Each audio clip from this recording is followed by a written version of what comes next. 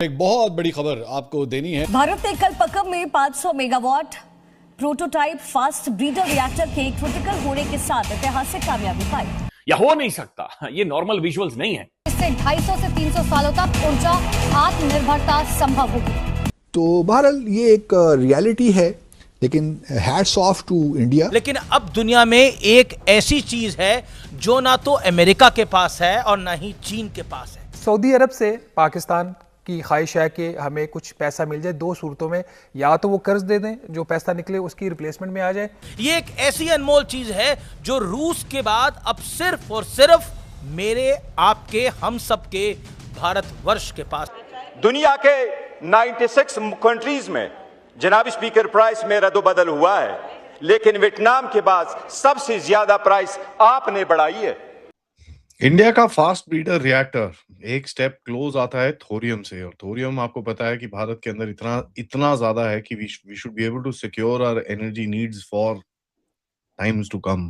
सबसे पहले तो ये जो मुल्ले हैं ना, ये हमारे सबसे बड़े दुश्मन। मुझे ये बताएं, क्या वहां पे उनके फैसले न्यू दिल्ली में होते हैं या जाके लंदन में होते हैं? सर, न्यू दिल्ली में होते हैं। 28 स्टेट देख ले, हर स्टेट पूरे पाकिस्तान से बेहतर चल रही है। क्या उनके सूबे हमसे कम है या हमसे ज्यादा है? बहुत ज्यादा। क्योंकि फास्ट ब्रीडर रिएक्टर जो है ना, after Russia, India is the only country with a proven technology on fast breeder reactor. India का फास्ट ब्रीडर रिएक्टर एक स्टेप क्लोज आता है थोरियम से, और थोरियम आपको पता है कि भारत के अंदर इतना ज्यादा है कि we should be able to secure our energy needs for times to come. Modi साहब ने जो ये फास्ट ब्रीडर रिएक्टर का जो अनाउंसमेंट दिया है, that is more significant then जिस प्रेस ने और लोगों ने इसको कवरेज दिया है। इसीलिए कहा जाता है कि second stage is self sustaining. Critical stage में पहुंच जाता है तो आपके एक certain amount of fuel first stage से आ जाता है। सेकंड स्टेज में वो प्लूटोनियम इस्तेमाल किया जाता है, और प्लूटोनियम ही स्पेंट फ्यूल होता है। उसको फिर से आप इस्तेमाल करते हो, फिर आउटपुट जो प्लूटोनियम उसको फिर से आप इस्तेमाल कर सकते हो। इससे that means you use the same amount of fuel for keeping on creating energy. And second stage का जो यूरेनियम 233 निकलता है, उसको थर्ड स्टेज में थोरियम के साथ मिलाया जाता है। थोरियम के साथ मिलाने के बाद थर्ड स्टेज में जो आपके थोरियम बेस्ड रिएक्टर्स होते हैं, दैट्स द थर्ड स्टेज।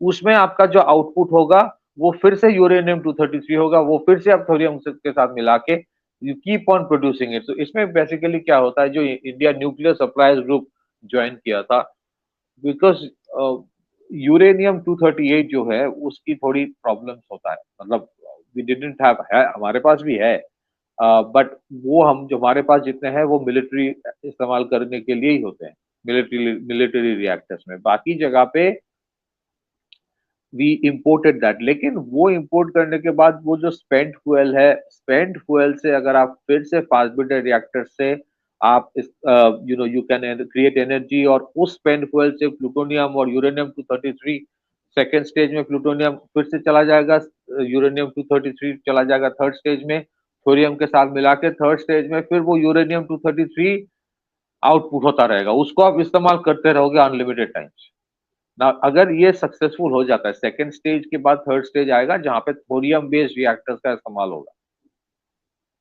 ये अगर फुल फ्लेजेड सक्सेसफुल हो जाता है तो इसका जो overall potential of energy generation है, दैट इज फार बियॉन्ड जो प्रोजेक्शन है ऑफ 100 गीगावाट बाय 2047 जो प्रोजेक्शन दिया गया है ऑफिशियली।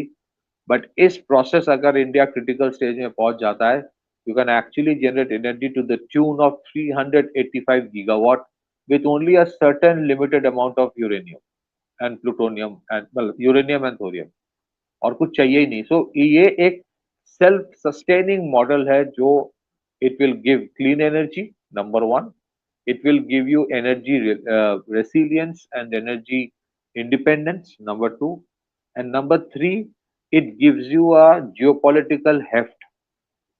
क्योंकि फास्ट ब्रीडर रिएक्टर जो है ना, after Russia, India is the only country with a proven technology on fast breeder reactor. कल जो या परसों जो प्राइम मिनिस्टर ने अनाउंस किया, that is not of a prototype alone. वो प्रोटोटाइप नहीं था, that was a commercial grade fast breeder reactor, commercial grade, which can generate 500 megawatt of electricity। तो अगर ये फुल फ्लेजेड आ जाता है, इसमें आपके एनर्जी जनरेशन में बहुत बड़ा इम्पैक्ट पड़ने वाला है। और अगर इवेंचुअली अगर आप देखें, आपकी ऑब्जेक्टिव अगर है कि आप you will move everything towards renewable, everything towards electric based, तब तो इसका एक बहुत बड़ा पॉजिटिव इम्पैक्ट होगा, क्योंकि आपके थर्मल पावर प्लांट्स एक जगह पे और भी इजाफा हो रहा है, जैसे कल हम लोगों ने डिस्कस किया था। रिन्यूएबल एनर्जी में already you have put in lot of effort. अगर ये वाला सक्सेसफुल हो जाता है, then what happens is that by 2040 आज से 10-15 साल में you would be of a different level all together.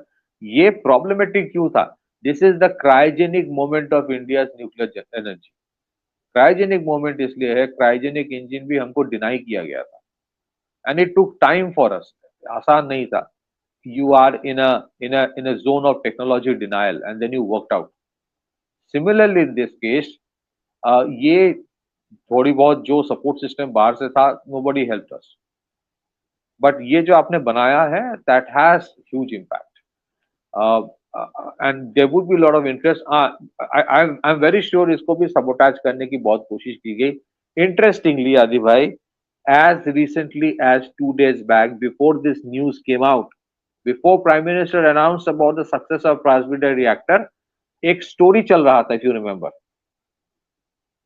कि चोरी हो गई है, कहीं कहीं और दिया गया है, टेक्नोलॉजी यहाँ पे किसी, understand the spin so that this story does not get the limelight.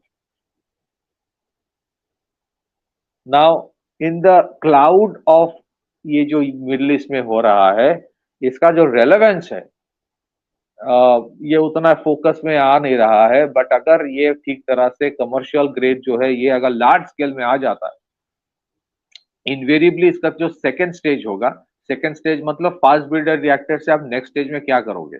I think some private enterprises या government enterprises will make these reactors.